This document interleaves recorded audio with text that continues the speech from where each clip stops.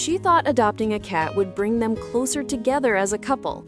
She was wrong. The Tuxedo cat had other plans, and they didn't include her at all. His name was Oliver.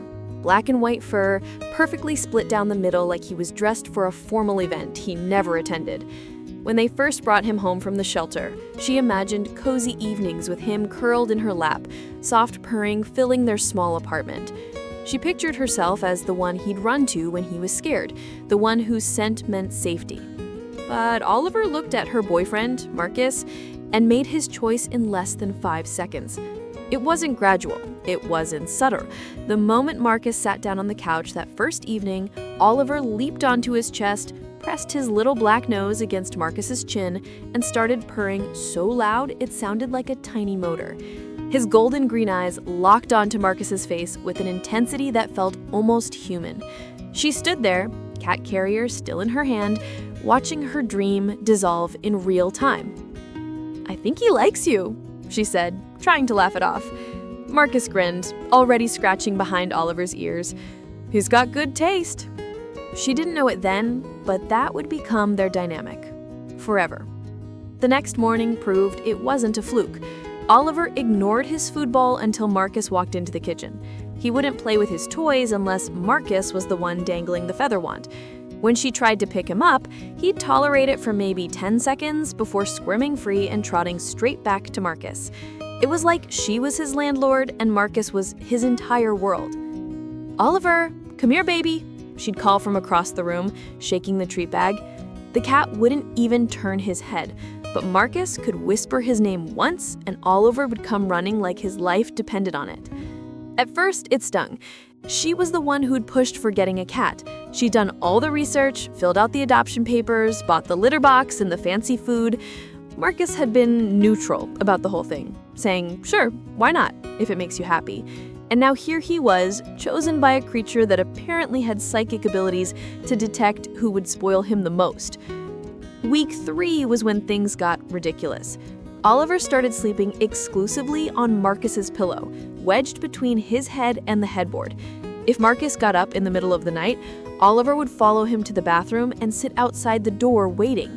When Marcus worked from home, Oliver would drape himself across the keyboard, forcing Marcus to type around him. She worked from home too, at the same desk even, but Oliver never once interrupted her work. It was like she was invisible. If you've ever felt like the third wheel in your own home, you know exactly what I'm talking about. And if you're loving this story so far, do me a favor and hit that subscribe button right now because we've got so many more heartwarming pet stories coming your way. Trust me, you don't want to miss what happens next.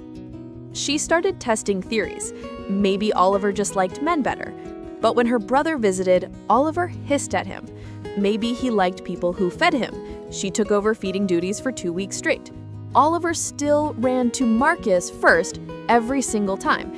Maybe it was pheromones or body heat or some cosmic joke she wasn't in on. Marcus found it hilarious.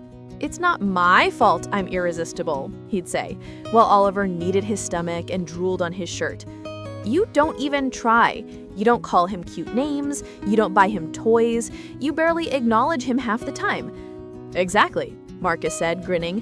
"Cats love people who ignore them. It's like reverse psychology." She hated that he was right. Then came the incident that changed everything. 6 months after they adopted Oliver, Marcus had to travel for work. 4 days, 3 nights. Business conference across the country. She figured this was her moment.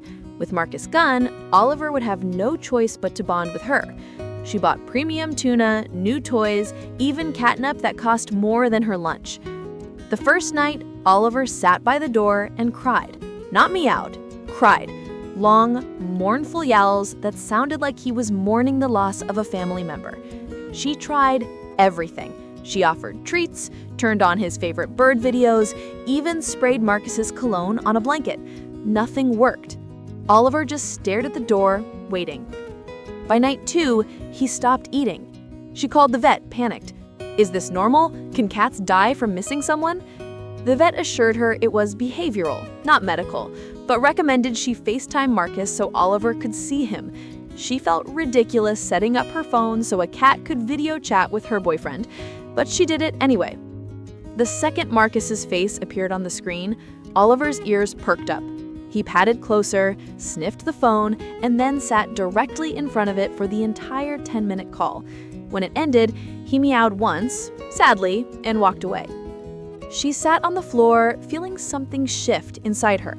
This wasn't about her anymore. This was bigger than jealousy or hurt feelings. Oliver had chosen Marcus the way some souls just recognize each other. It wasn't logical, it wasn't fair, but it was real and it was pure. And maybe that was worth celebrating instead of resenting. When Marcus came home, the reunion was everything you'd imagine. Oliver sprinted across the apartment, leapt into Marcus's arms, and rubbed his face against every part of Marcus's head he could reach. His purr was so loud the neighbors probably heard it. She stood in the doorway, watching, and for the first time, she smiled without any bitterness.